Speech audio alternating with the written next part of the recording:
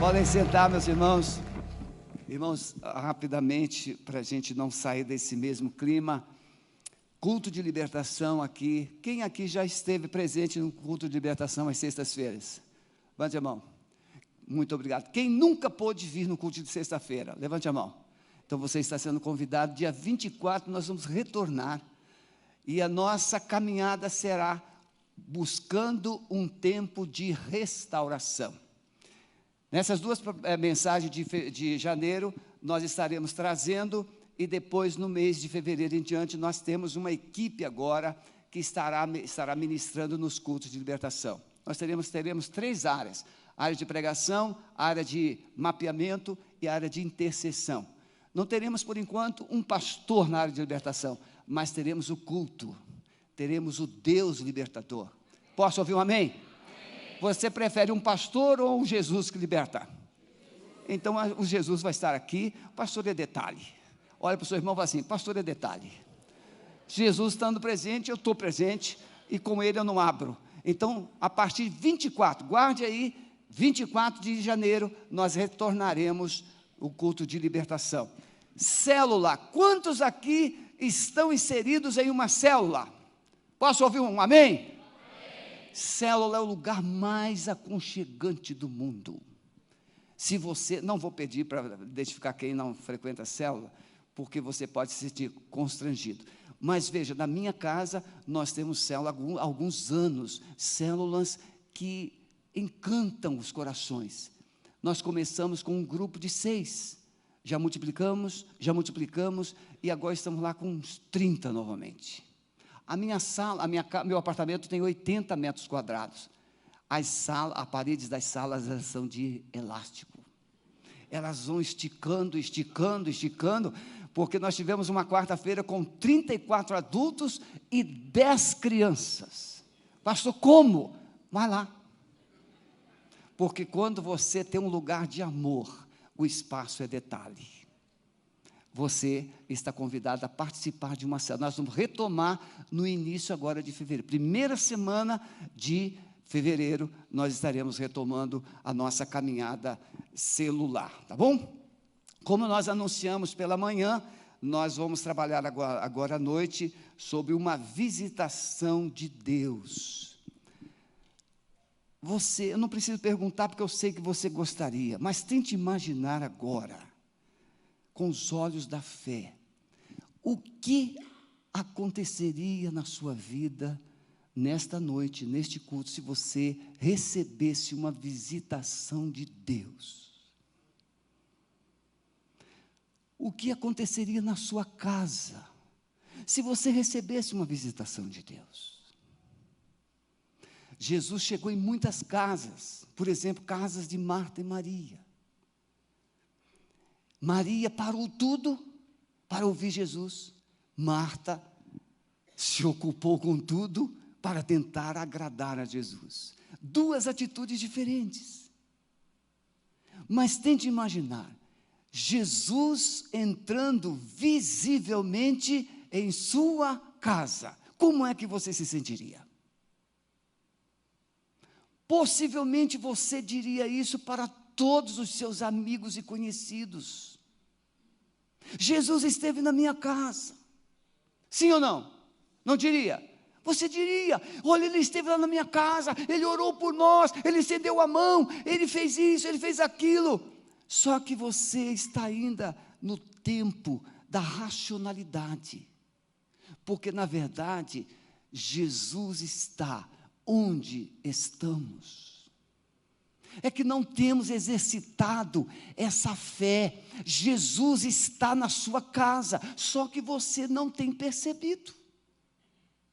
Jesus tem estado na sua família, só que você não tem percebido. Quando a crise chega, você pensa no pastor e esquece que Jesus está lá. Quando a perturbação chega, você pensa em alguém que tem uma oração forte e já esquece que Jesus já está lá. Eis que estou convosco todos os dias. Jesus está onde existe alguém que o invoque com todo o seu coração. Buscar-me-eis e me achareis, diz o profeta. Deus falando. Quando me buscardes de todo o vosso coração. Quando é que essa palavra foi dada? Essa palavra foi dada num tempo em que o povo estava no cativeiro, longe do templo. Mas Deus não está restrito ao templo. Deus está vinculado ao coração daquele que o busca. E o busca com sinceridade. Então Deus está dizendo para o povo lá no cativeiro: vocês não têm templo, mas vocês podem me clamar, porque eu sou maior que o templo. Eu vou responder, eu vou agir e eu vou libertar. Então eu vou falar um pouquinho, isso já faz parte da introdução, mas eu estou muito motivado hoje. Eu fiquei só 5 dias de folga, já estou motivado desse jeito. Imagine quando vocês me deixarem sair 30 dias. Eu vou voltar soltando faísca. Então olha para o seu irmão e fala assim: você está animado? Então se prepare, porque você vai receber uma visitação de Deus nessa noite. Vai ou não vai? Então abra aí Lucas 7, a partir do verso 16. Lucas 7, a partir do verso 16. Essa é uma palavra que eu falo do coração. Não precisa de esboço, não precisa de nada. Por quê? Porque quando a gente fala de uma visitação de Deus, é coisa muito simples. Ele faz coisas, ele faz maravilhas. Diz assim, Lucas 7, a partir do verso 16. O medo se apoderou de todos, e glorificavam a Deus, dizendo: um grande profeta se levantou entre nós, e Deus visitou o seu povo. Verso 17 em diante. E correu a notícia disto por toda a Judéia e por toda a região circunvizinha. Ora, os discípulos de João anunciaram-lhe todas estas coisas. E João, chamando 2 deles, enviou-os ao Senhor para perguntar-lhe: és tu aquele que havia de vir, ou havemos de esperar outro? Quando aqueles homens chegaram junto dele, disseram: João o Batista enviou-nos a perguntar-te: és tu aquele que havia de vir, ou havemos de esperar outro? Naquela mesma hora, curou muitos de doenças, de moléstias e de espíritos malignos, e deu vista a muitos cegos. Então lhes respondeu: ide e contai a João o que tendes visto e ouvido. Os cegos veem, os coxos andam, os leprosos são purificados, os surdos ouvem, os mortos são ressuscitados, e aos pobres é anunciado o Evangelho. Amém, meus irmãos? Qual é o contexto? A ressuscitação do filho da viúva de Naim. Mas por trás dessa história tem um ato profético. O povo de Israel era um povo, podemos dizer, como igreja, nós conhecemos Deus. Você não conhece Deus? Você não conhece a história de Jesus? Você não conhece a história da igreja, dos milagres, do poder? Sim, você sabe que Jesus é Deus, que Ele veio em carne, que Ele foi na cruz, morreu, mas Ele ressuscitou e Ele está vivo e está hoje à direita do Pai, orando por você. Você sabe tudo isso. O povo de Israel também sabia da história. Ele sabia que Deus é poderoso. Ele sabia que Deus era o Criador do universo, o Criador dos céus e da terra. Ele sabia que Deus amava o seu povo. Ele escolheu um povo através de um homem chamado Abrão. E através de Abrão, uma família, um casal sem filhos, Abrão e Sarai.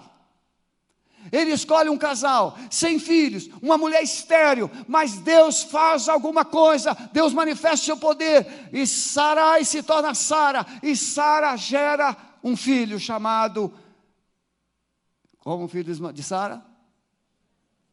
Qual é o filho de Sara? Isaque. Então fala assim, Isaque. Isaque é alegria, riso. Porque quando Isaque nasce, a alegria chegou naquela casa. É assim, quando Deus visita uma família, no lugar da tristeza entra a alegria, no lugar da desesperança entra a esperança, no lugar da frustração entra a fé e o ânimo. Então, eles oraram 25 anos, mas o Isaquezinho nasceu. E de Isaque veio Jacó. e Esaú. Jacó gerou 12 filhos, se tornaram os 12 patriarcas, vão para o Egito, e lá no Egito eles ficam 430 anos, e se tornam um povo poderoso, mas se tornaram escravos. E agora, depois de 430 anos, Deus envia um Salvador, Deus envia Moisés, um homem, para libertar aproximadamente 3 milhões de israelitas no Egito. Uma pastora diz a Bíblia que tinha 600 mil. Essa é a conta bíblica, a minha conta tem 3 milhões. Porque a Bíblia fala de 20 anos para cima. Você sabe que naquele tempo as famílias tinham uma penca de crianças. Não contaram as mulheres, só de 20 anos para cima tinha 600 mil. Então, se nós multiplicarmos isso aí por uns 5, já tem 3 milhões. 3 milhões. Como tirar 3 milhões de pessoas da escravidão de um faraó poderoso, que era considerado um deus? Como? Mas Deus visitou o Egito.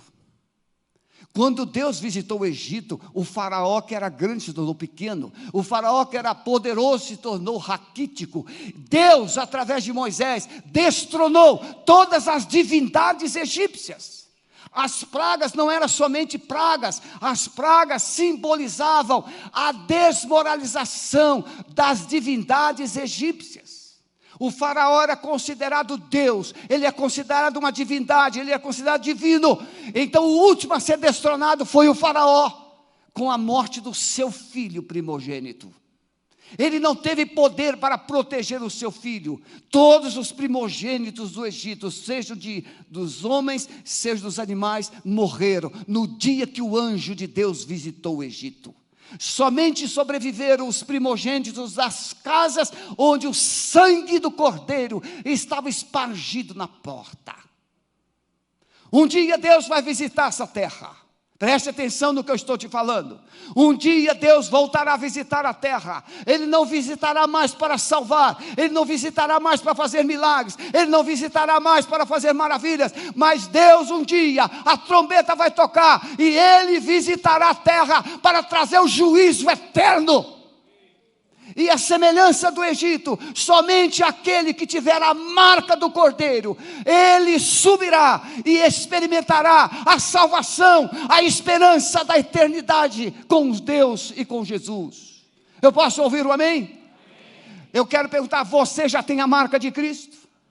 Você já foi lavado pelo sangue de Jesus? Se você foi, então você recebeu a visitação de Deus e está pronto para a volta dele na sua vida. Mas o povo de Israel, ele sai do Egito, atravessa o Mar Vermelho, e ele possui a terra da promessa, e quando ele chega na terra da promessa, ele se multiplica, ele conquista, mas ele se esquece de Deus. Ele vira as costas para Deus.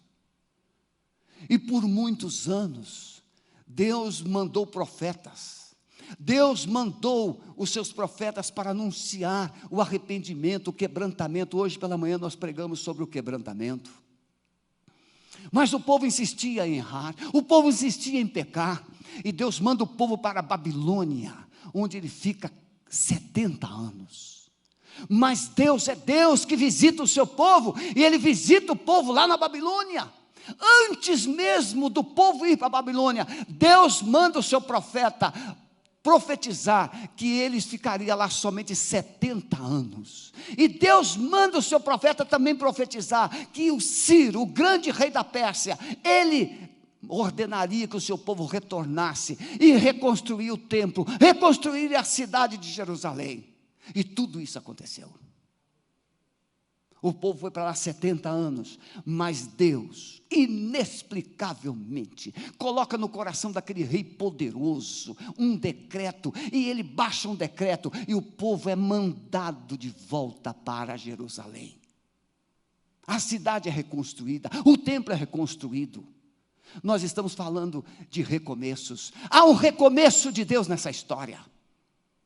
Deus está recomeçando com o seu povo, e aí o povo reconstrói o templo, reconstrói a cidade, restaura os muros de Jerusalém, e Deus começa novamente a operar no meio do seu povo, mas o povo volta a se esquecer de Deus.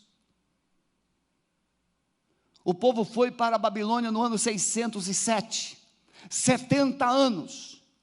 Agora, Malaquias, 400 anos antes de Jesus. Deus se cansa da rebeldia, do pecado, e Deus fica em silêncio por 400 anos. Esses 400 anos é para lembrar do Egito. Esses 400 anos era uma data, um número profético para lembrar o povo que o mesmo Deus que depois de 430 anos visitou o seu povo no Egito, agora 400 anos, sem milagre, sem voz, sem mensagem, sem nenhuma sinalização de Deus, 400 anos. Chega João Batista, 400 anos depois chega João Batista, anunciando o arrependimento. Isaías, 700 anos antes de Jesus, ele anuncia que João Batista viria. Ele viria para preparar o caminho do Senhor. João Batista não realizou um milagre, João Batista não realizou uma maravilha, João Batista simplesmente tinha uma mensagem, e uma mensagem dura, uma mensagem forte, uma mensagem confrontadora. João Batista simplesmente chamava o povo: arrependei-vos, porque é chegado o reino dos céus. Essa era a mensagem de João. Mas João estava o quê? Batendo com martelo nos corações empedernidos, corações endurecidos, nos corações secos. E João pregou 6 meses. Mas depois de 6 meses, João é preso e Jesus se manifesta. O Salvador chega. Mas Jesus chega fazendo milagres, maravilhas. Aí ele chega nessa cidade chamada Naim. E ele vai ressuscitar o filho dessa viúva. E é em cima desse milagre que esta palavra é registrada. E Deus visitou o seu povo. E para autenticar a visitação, João Batista, ele não tinha dúvida, ele sabia que era Jesus, porque ele era primo de Jesus. João Batista não tinha dúvida que era Jesus, porque ele havia batizado Jesus, e ele havia visto e ouvido o Espírito de Deus se manifestar de forma corpórea sobre Jesus, e uma voz do céu dizendo: este é o meu filho amado. Então João Batista não tinha dúvida, mas o povo tinha. E ele manda 2 discípulos, porque na voz de 2 pessoas a verdade é autenticada. Ele manda 2 discípulos a Jesus e pergunta: és tu o filho de Deus, o Messias, ou devemos esperar outro? Meus irmãos, o pano de fundo aqui é uma viúva, um filho ressuscitado. Esse é um quadro profético.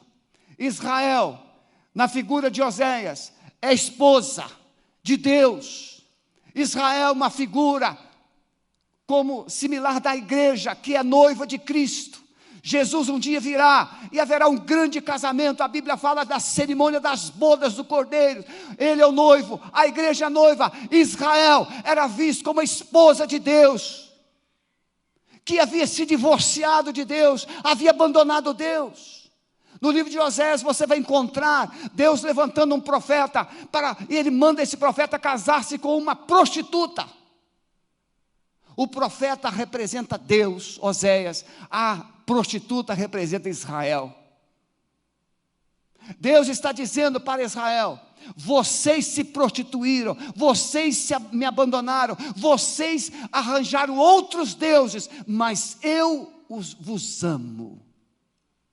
E eu estou pronto a recebê-los de volta. Todas essas mensagens Deus mandou para o povo. Então aquela viúva de Naim também, profeticamente, representa Israel. Por ser viúva, o Israel que havia abandonado Deus, que havia se divorciado de Deus, ou seja, Israel que morreu na fé. E o filho morto é o Israel sem esperança, porque uma mulher viúva e um filho único morre, é uma mulher sem herança, sem futuro, sem esperança.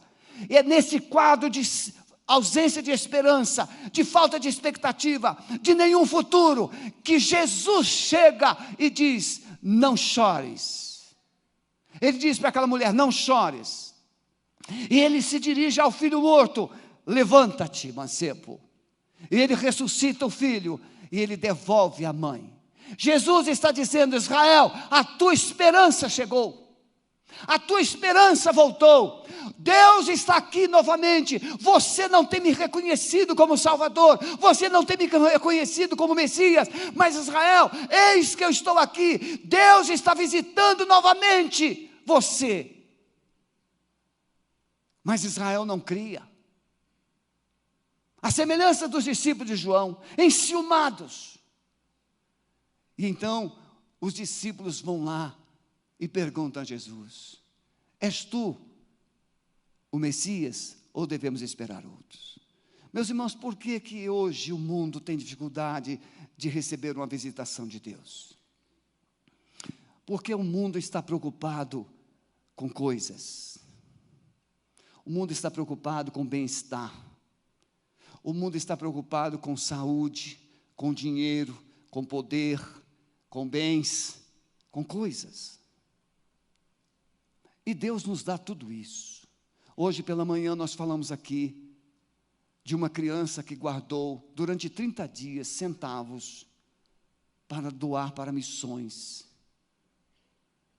Eram os centavos que a mamãe deixava para ele comprar um ovo por dia, para comer com farinha. E quando a missionária chegou na sua casa, ele deu as 30 moedinhas.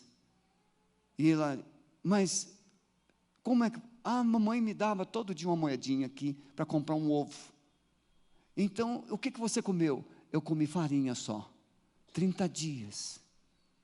Aquela criança abriu mão do ovo para separar aquele valor e doar para missões. Porque aquela criança tinha a percepção de que ela havia sido salva por Jesus. E por ela ter sido salva por Jesus, ela precisava agora contribuir de alguma forma para que os outros pudessem também conhecer a salvação. Sabe o que acontece com a igreja de hoje? Nós estamos, eu não estou aqui julgando você, a sua intenção, nada disso, eu estou generalizando o contexto da igreja moderna.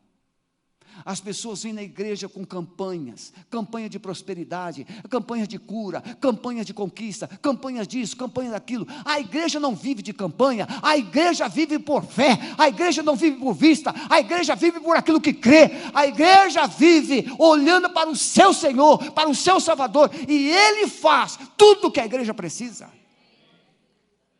Você está entendendo isso? Mas nós perdemos a percepção do relacionamento e nós desenvolvemos a percepção do favoritismo. Deus vai me dar. Então ofertamos para receber, dizimamos para receber, fazemos as coisas para receber. Não, Deus, Ele nos ama.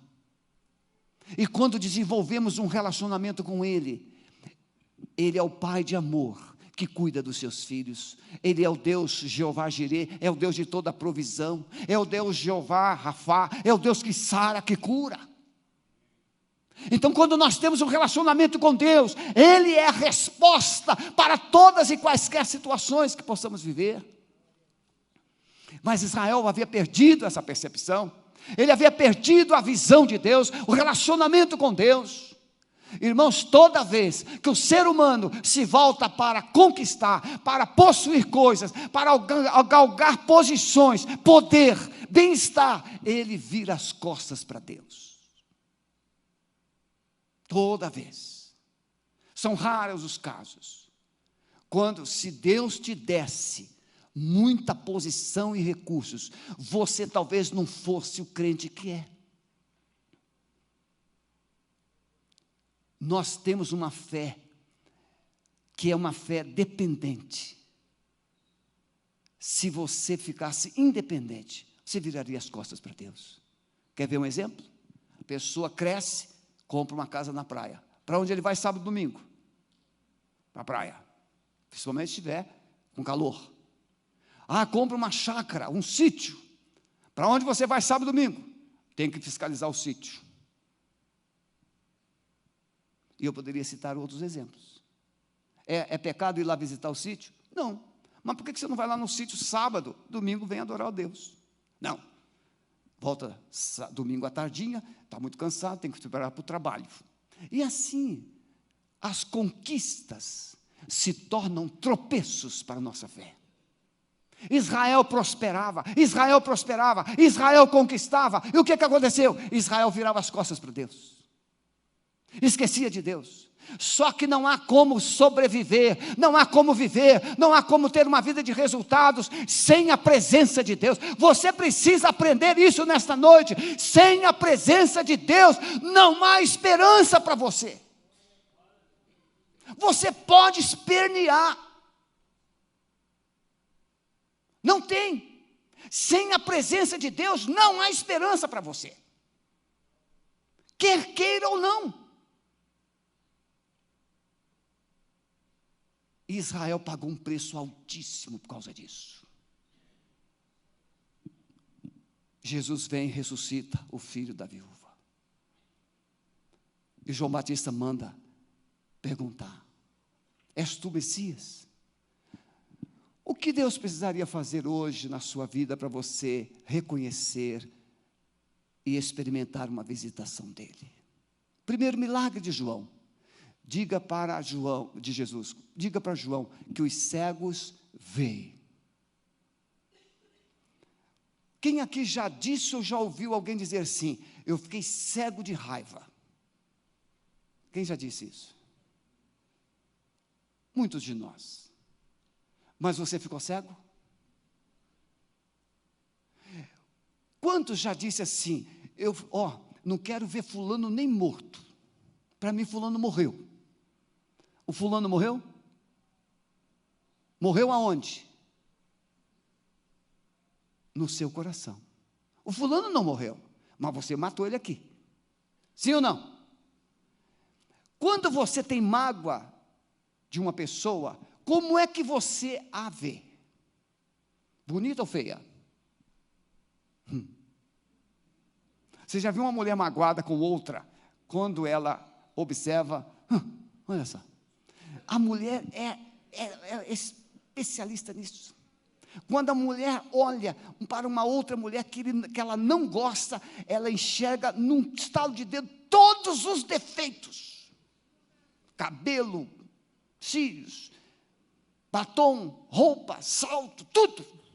Se está gorda, se está magra, se tudo. Se tem cara de pobre, se tem cara de rica. Ela enxerga tudo assim no estado de dedo. Homem é meio pirado, homem não enxerga nada. Homem passa numa sala, ele não sabe a cor. Se ele sair da sala, que cor era a pintura lá? Ih, nem vi. A mulher, ela vê os detalhes, a cortina, tudo. Ela sabe. Por que eu estou dizendo isso? Porque nós enxergamos a partir do coração. Por isso que o primeiro milagre que Jesus vai fazer é abrir os olhos dos cegos. Tem gente que não quer ver. Tem gente que não pode ver. Ali nós temos um grupo amado, do Breno e companhia, que não pode ouvir. Eles ouvem com os olhos. São os surdos. Eles ouvem com os olhos. Eles podem ler os nossos lábios e eles podem ler os sinais de Libras. Mas o cego ele pode ouvir. Ele só não pode enxergar. Ele pode ouvir. Então Jesus cura os cegos. O que Jesus precisaria fazer para você passar a ver as coisas com os olhos dele? Ver a esposa como antes. Lembra quando você era novinho? Ou quando você ainda é novo, pastor, ainda sou novo. Mas você já envelheceu por dentro. Tem gente com casca nova, com coração cheio de rugas. Sabe o que é isso? É que já enferrujou o sentimento de outrora. Quando solteirinho, minha linda. Não é assim que ele fala para você? Mais ou menos? Depois de um certo tempo, os nomes vão saindo de uma forma assim, espatafúrdia, esquizofrênica. Por quê? Porque o coração perdeu a capacidade de enxergar a alma do outro. O coração perdeu a capacidade de enxergar além da matéria. Quem aqui nunca ouviu alguém dizer assim: o que é que ela viu nele? O rapaz é tão falto de elementos externos que as pessoas, e ele está do lado de uma moça, não vou apontar para ele de novo ali, que seria um crime, mas a moça virtuosa, e o rapaz muito carente. E aí alguém fala assim: o que é que ela viu nele? Exatamente o que você não está conseguindo enxergar com o coração. Quando nós enxergamos as pessoas a partir do coração, não tem beleza física externa, não tem feiura, não tem peso. Quem aqui já assistiu aquele filme, O Amor é Cego? Você só via a beleza dela, depois apareceu a realidade, né? A realeza. Pois é, quando você enxerga a partir do coração, você vê as pessoas como Deus vê. Por isso que nós estamos vivendo uma humanidade e a família desse jeito. A mulher é nova, o marido é novo, mas estão cegos, não estão enxergando, não tem mais palavras. Por quê? Porque o coração está adoecido. Então, para Jesus curar os seus olhos, Ele precisa primeiro curar o seu coração. Para Jesus curar os seus olhos, Ele precisa tirar primeiro a doença, as feridas, os pecados que estão presentes no seu coração. Eu tenho o meu netinho com 7 meses, só de ele olhar para mim, ele já sorri. Aí o filho cresce, só de olhar para o pai,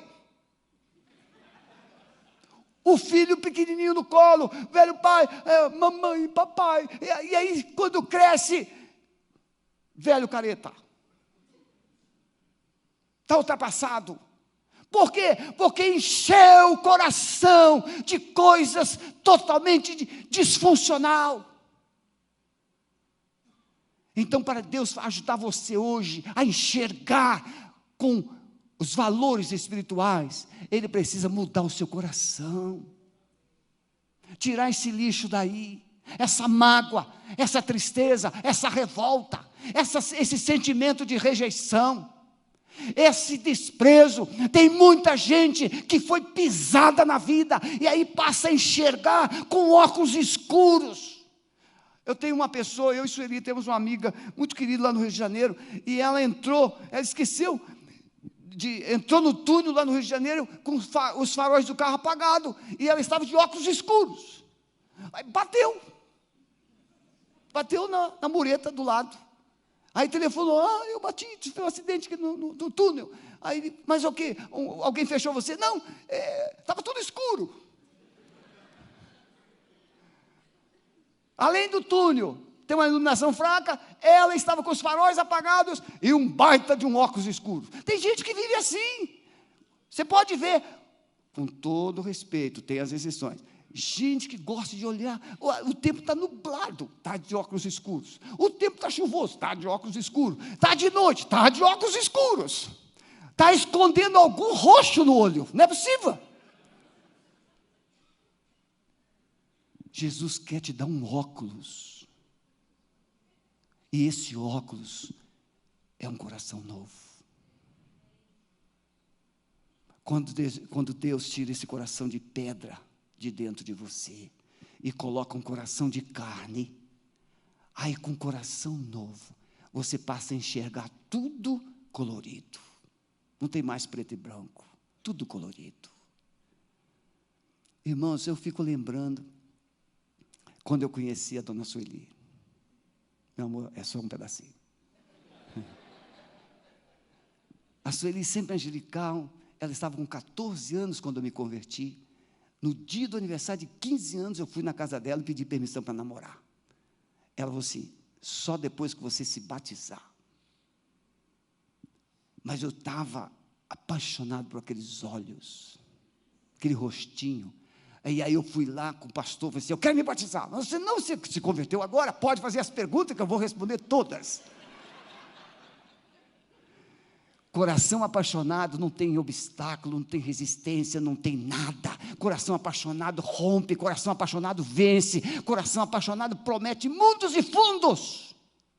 Deus quer novamente colocar uma paixão no seu coração, colocar um amor no seu coração, e aí você vai passar a enxergar a vida com óculos de Deus. Diga para João que os cegos veem. Qual foi o segundo milagre? Diga para João.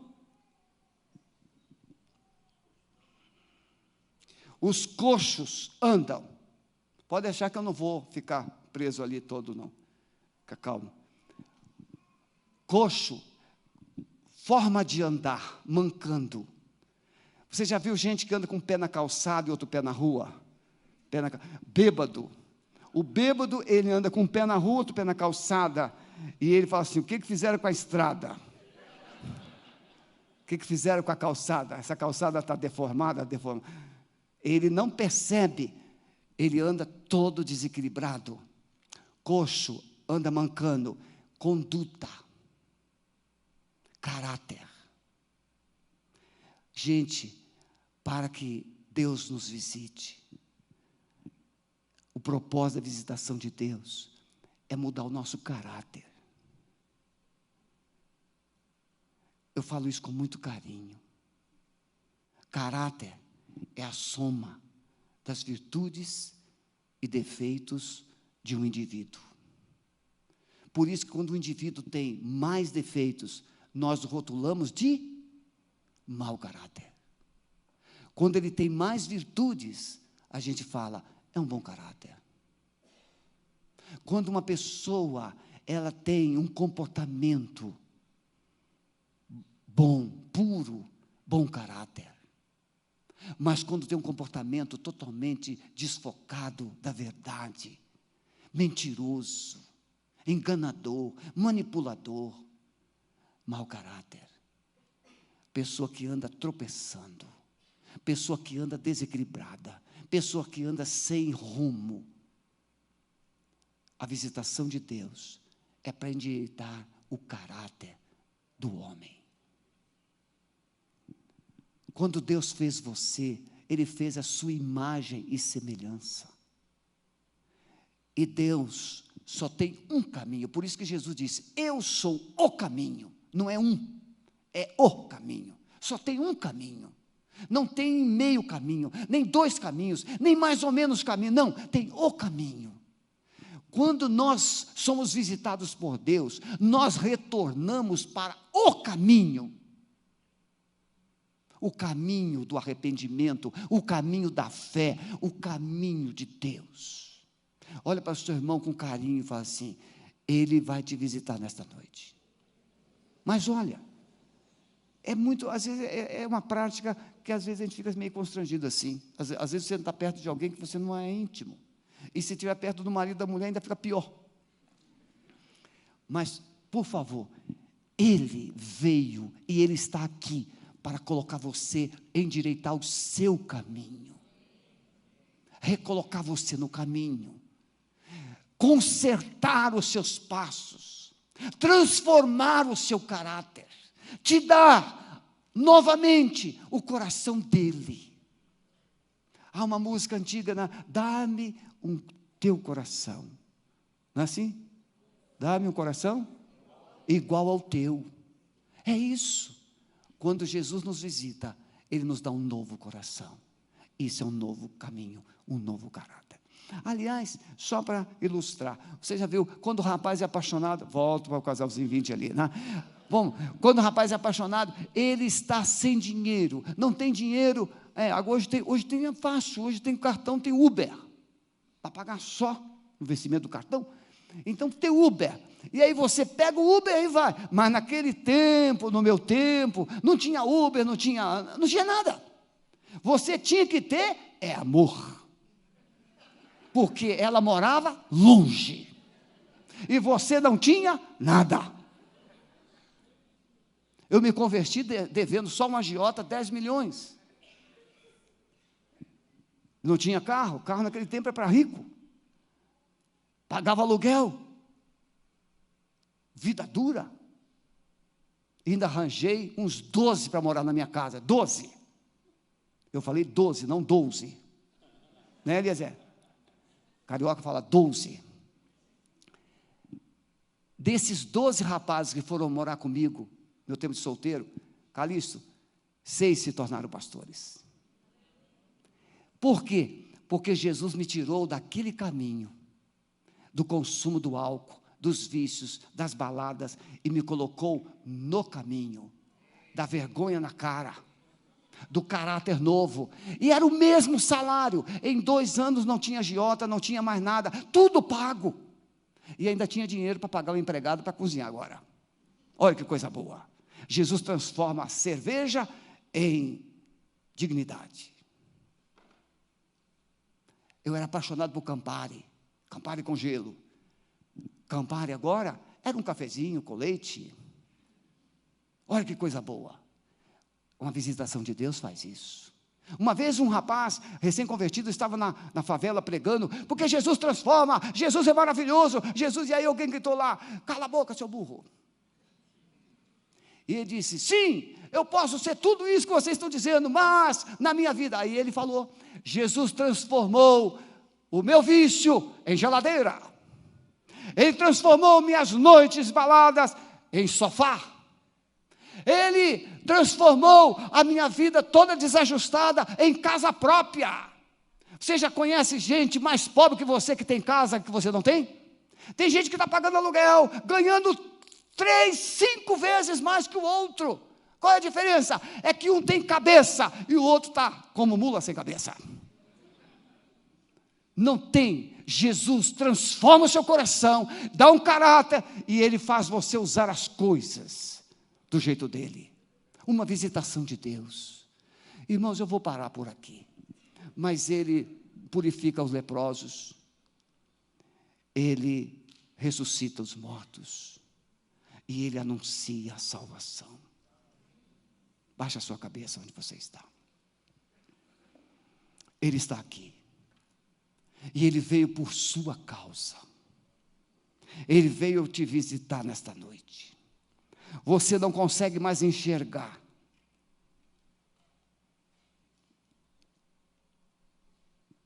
Você não consegue mais enxergar. Mas Ele enxerga você.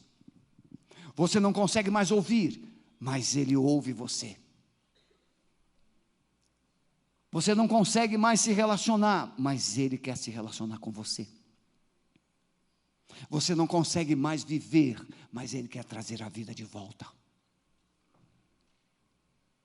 Aquela mulher, viúva de Naim, era a mulher mais infeliz da cidade. Viúva e o único filho morto. Tudo havia acabado. Mas Jesus chega e Ele dá uma palavra para aquela mulher: não chores. Ele tem hoje para você uma palavra, e está falando agora ao seu coração. O Espírito Santo está falando ao seu coração. E Ele encontra no seu coração a desesperança, o desespero, a angústia, o sofrimento. E Ele diz para aquele moço, que era a dor daquela mãe, Ele diz para ele: levanta-te. E aquele rapaz ressuscitou. O que é que morreu na sua vida que Jesus precisa trazer de volta hoje? O que é que você perdeu que Deus precisa hoje trazer de volta? O que é que acabou que precisa ser trazido de volta? Ele está aqui. Ele quer abrir os seus olhos. Ele quer curar a sua alma, te dar um nome novo. Ele quer limpar a sua vida, purificar você, te dar vestes novas. E Ele quer ressuscitar os seus sonhos, o seu coração. Jesus, o Filho de Deus, o Salvador, está aqui. Ele morreu por você, Ele ressuscitou por você, mas Ele está aqui para amar você. Se você nesta noite deseja ter uma visitação, receber uma visitação de Deus na sua vida, saia do seu lugar, pode vir aqui à frente, eu quero orar com você. Vamos ficar todos em pé, por favor, em nome de Jesus. Enquanto estivermos adorando, pode sair do seu lugar. Eu quero experimentar uma visitação de Deus na minha vida, no meu coração. Pode deixar o seu lugar e venha para cá.